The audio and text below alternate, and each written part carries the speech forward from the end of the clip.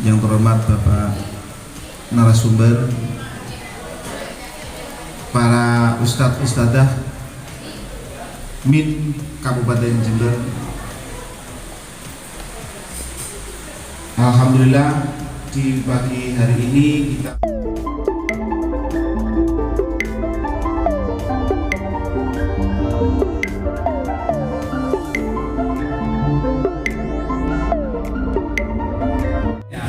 pelajaran atau rumpun mata pelajaran. Kalau itu sudah berarti sudah memenuhi kriteria di dalam penyusunan ACP. Kemudian yang kedua, ATP yang telah dipetakan ya direview bersama tim berdasarkan expert judgment.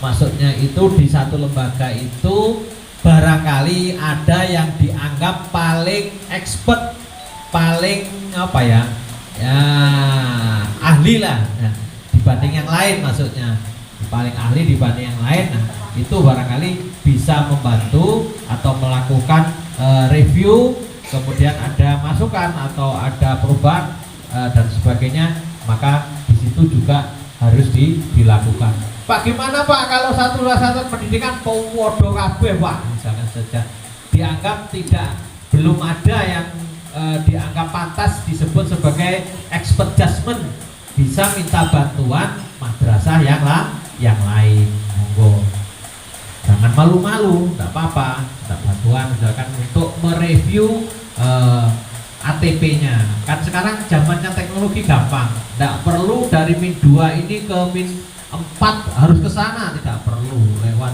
WA, Pak tolong ini minta bantuannya direview, barangkali ada masukan atau apa. Atau sebaliknya dari Garahan min 4 ke min 2 Jember tidak perlu ke sini, cukup lewat teknologi itu bisa melakukan review untuk mendapatkan masukan dari expert judgment-nya.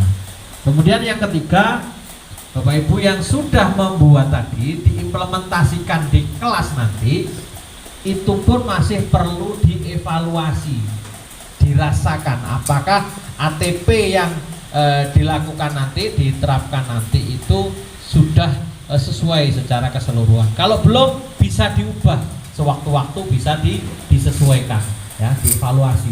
Jadi kalau iso puaneke dadi bertahun-tahun ya kuwi ae, tidak, tapi harus ada perubahan-perubahan. Dan yang terakhir, apabila teridentifikasi ada kendala atau ketidakefektifan dalam pembelajaran, maka perlu dilakukan perbaikan-perbaikan. Bisa yang diperbaiki itu ATP-nya, bisa tujuan pembelajarannya, bisa urutan alurnya, bisa asesmennya, bisa produk akhir pembelajarannya, atau metode dan model pembelajaran. Kalau jenengan nanti semua ini dilakukan, maka akan didapatkan ATP yang betul-betul memenuhi kriteria yang di awal tadi sudah saya jelaskan kriterianya. Itu saja. Kalau semua sudah ATP kita susun dari LK1 sampai LK4 tadi, maka siap-siaplah untuk membuat modul ajar. Modul ajar itu sebenarnya ya sama dengan RPP, tapi ada tambahan-tambahan di sana ya. Maka modul ajar sering disebut RPP Plus. Kalau RPP sepertinya kita sudah baku struktur sistematikanya. Di modul ajar lebih bebas ya. Di modul ajar lebih bebas. Jadi dari RPP jenengan bisa tambahi apa saja yang jenengan butuhkan ketika pembelajaran, maka itu masuknya di modul ajar. Monggo bisa dibuka di LK5 ya. Di LK5 di situ ada menyusun modul ajar berdasarkan ATP yang tadi dibuat. Itu seterusnya di bawah nanti, oh ini nomor 3 pada urutan yang ke-7 saja.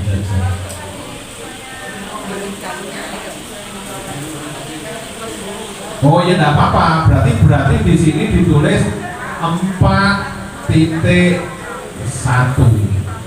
Nah, ini terus mulai ketemu nanti nomornya, urutannya udah ketemu. Ya. Ya, nah, kalau sudah masuk ke sini, masuk ke sini, berarti di sini 3.1.1. Urut kan? Kalau yang sini mesti harus urut, tidak boleh lompat-lompat ke satu kolom ini. Yang di sini berarti peserta didik akan saja 3.1.2.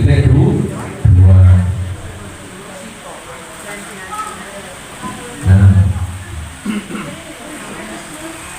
3.1.2. Begitu seterusnya.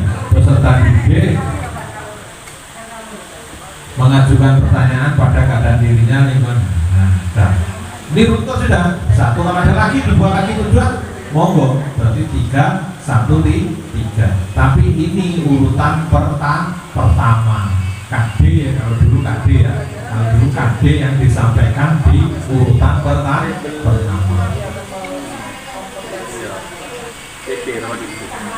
Boleh dipecah lagi lebih sederhana. Boleh ya. Ya, mau dibuat model lain boleh. Jadi ini dipecah-pecah lagi.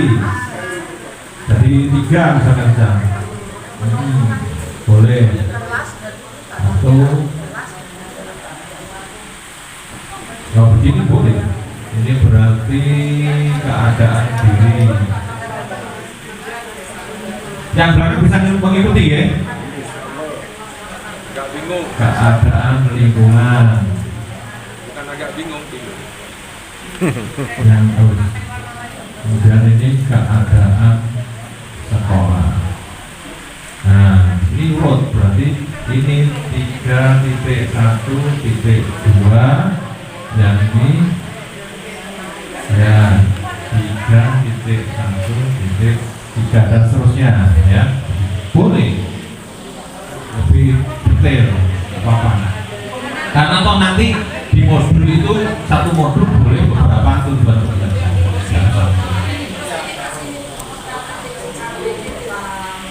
Itu dan ya teorinya begitu. Masih ada karena tadi di dokumen tidak dijelaskan harus begini, tidak ada. Di audien, behavior, condition, dan behavior. Kalau ini kan masih audien, kemudian behavior, ya hanya begini, dan keadaan dirinya itu termasuk audien, behavior, keadaan, degreenya nggak ada ini, condition, keadaan dirinya. Sampai sini, oke, lanjut ya.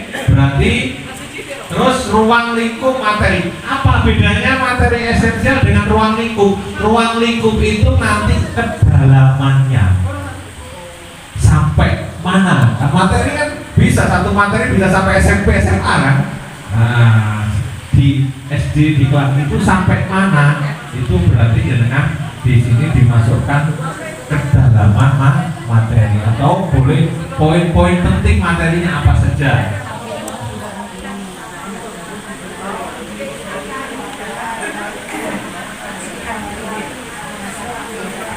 Boleh. Nah, jadi cara merawat anggota tubuh. Jadi itu ada di ruang lingkup. Kedalaman materinya, bukan rincian, poin-poin materinya. Nanti rincian materinya di modul. Bapak Ibu, kalau ini nanti dengan buahnya runtut, lari ke modul, enteng sudah, enteng. Modul itu tinggal coro film sudah skenario detailnya di modul. Ini kerangkanya di sini, kerangkanya. Ya, oke. Berikutnya berarti, nah ini contoh pemahaman bermakna untuk Pancasila ya. Nah, di LK ini kan ada pemahaman bermakna. Tadi saya mau cari, saya sambungkan dengan ini, ternyata saya salah meletakkan saya dari sini. Ini mestinya di sini. Nah, ini dulu. Ya, ini contoh lagi ya. Contoh lagi dari pendidikan Pancasila. Ya, jadi ini kompetensinya, ini pemahaman bermaknanya, ini tujuannya.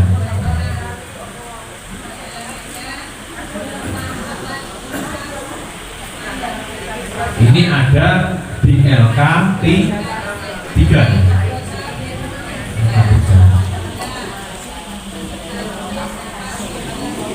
Kalau sudah berarti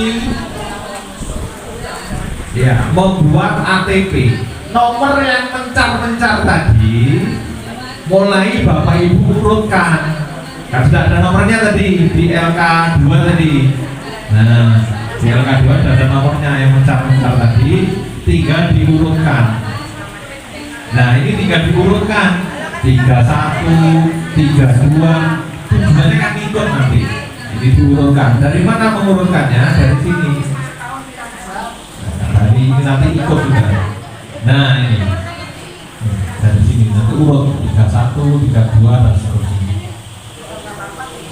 Jadilah sudah ATP-nya sudah punya ATP dengan urut tadi sudah tahu kelas 3 semester 1 pendidikan Pancasila ini yang diberikan, yang diajarkan. Semester 2-nya ini yang diajarkan. Kunci ya liburan ini harus pegang itu karena tanggal 18 on kurikulum merdeka dengan sudah punya. Makanya nanti yang dituntaskan itu adalah yang kelas 1 dan kelas 4.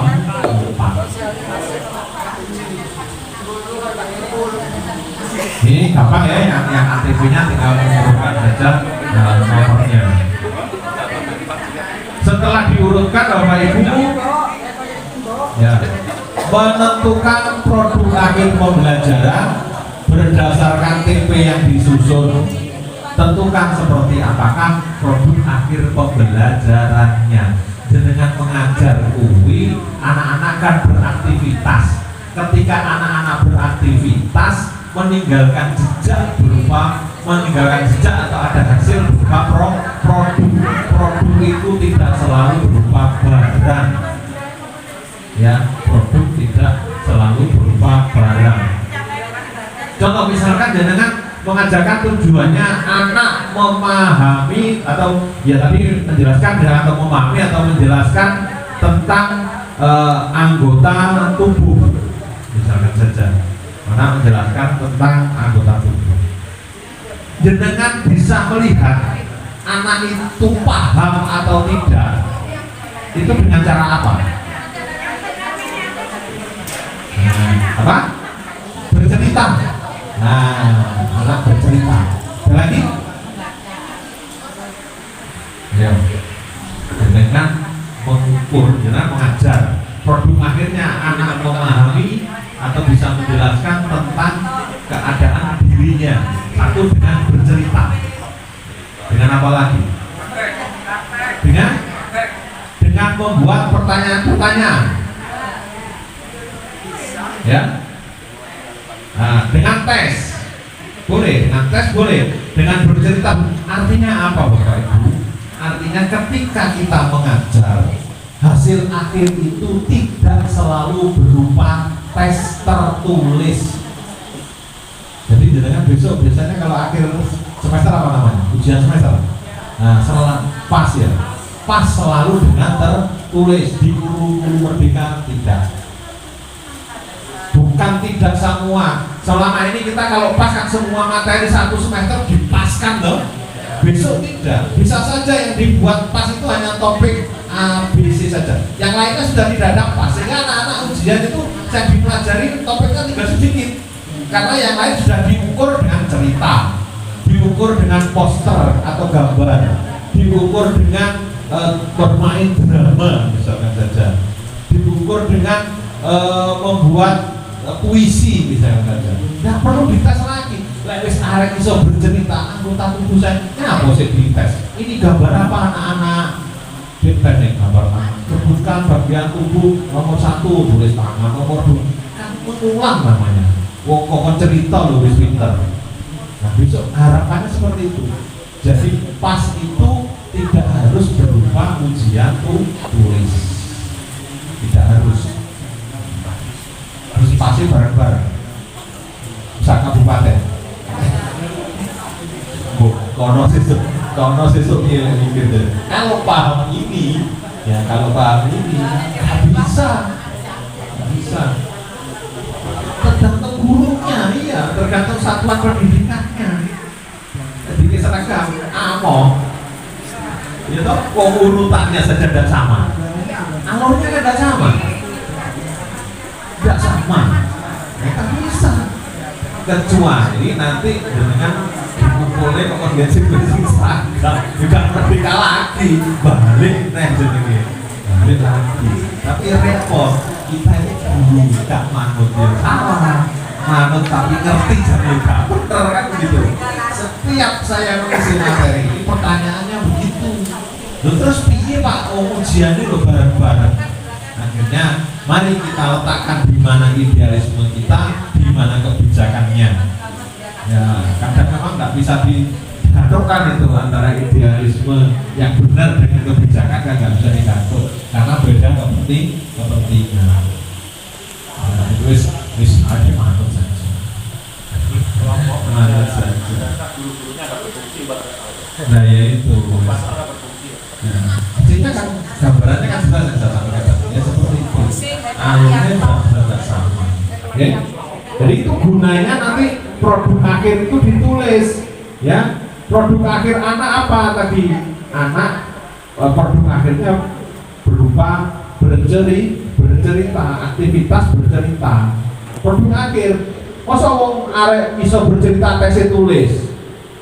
Nggak mungkin dong. Kalau anak-anak bercerita itu dengan ngetesnya bagaimana untuk mengetahui bahwa itu sesuai dengan tujuan pembelajarannya.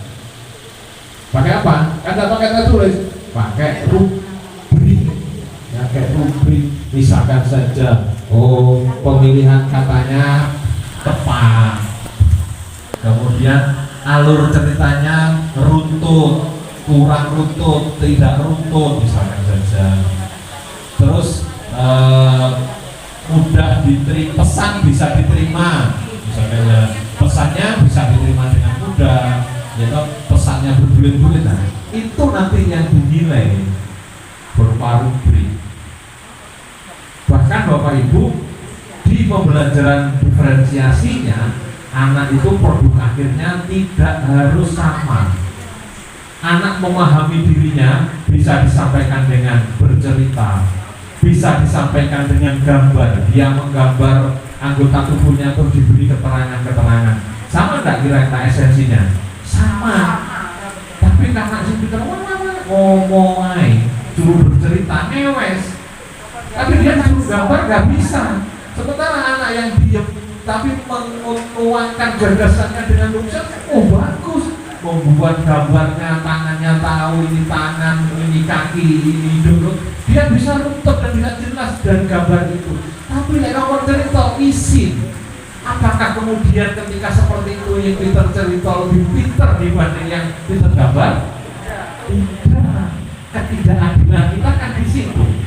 Ketika anak Peter ngomong diuji, ngomong nilainya apik. Ketika anak si Peter gambar diuji ngomong nilainya elek. Padahal tujuannya apa? Sama-sama anak dapat menjelaskan anggota tubuhnya. Kan sama sebenarnya dia. Mestinya sama nilainya. Itu kita sebenarnya sudah dolim kepada anak yang kita gambar, seandainya dia gambar. Ya.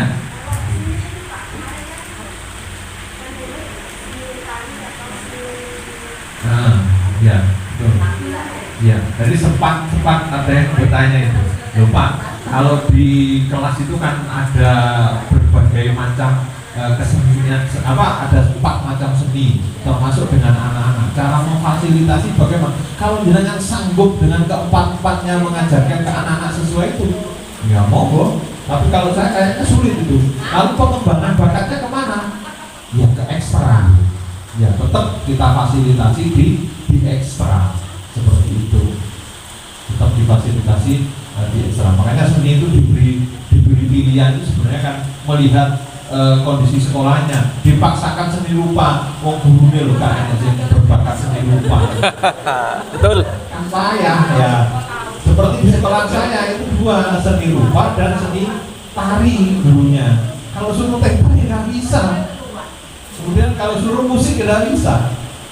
Maka pilihannya yang mengajar yang kelas 7 itu seni tari, yang kelas 9 itu seni rupa. Nah yang kelas 8-nya campur, diatur nama gurunya itu. Jadi lebih fleksibelnya seperti itu. Misalkan mengukur hasil belajar. Tadi misalkan contohnya bercerita. Dengan pandemi kemarin kan ada mengukurnya bercerita, ada yang bercerita lewat HP. Betul. Ya. Kemudian itu hasilnya luar biasa. Ya. Kemudian dipraktekkan di sekolah, sudah masuklah. Ternyata hasilnya hanya 50%. Nah, ini gimana ini Pak? Ya.